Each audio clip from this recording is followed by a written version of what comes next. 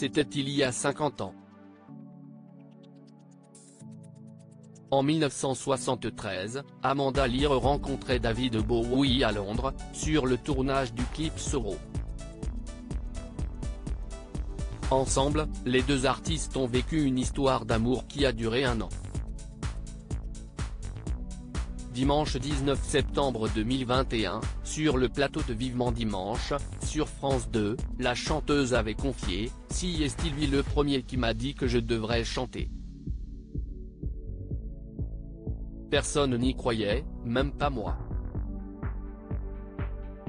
Interrogée sur leur premier rendez-vous, Amanda Lear avait déclaré « Ça ne s'est pas très bien passé. Il avait une très mauvaise mine. Il avait la grippe. Il n'avait pas de sourcils.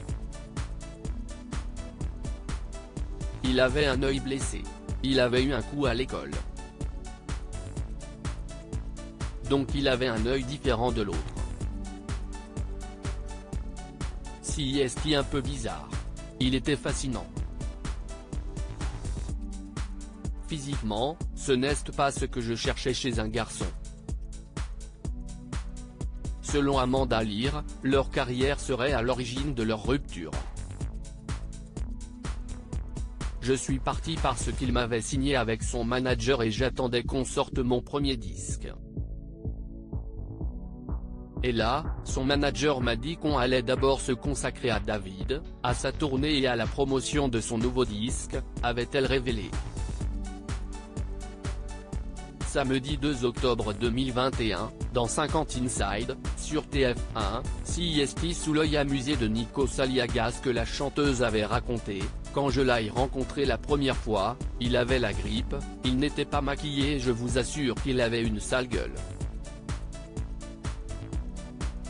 Il n'avait pas de sourcils, il avait les cheveux rouges, il était tout blanc, il avait une dent sur deux.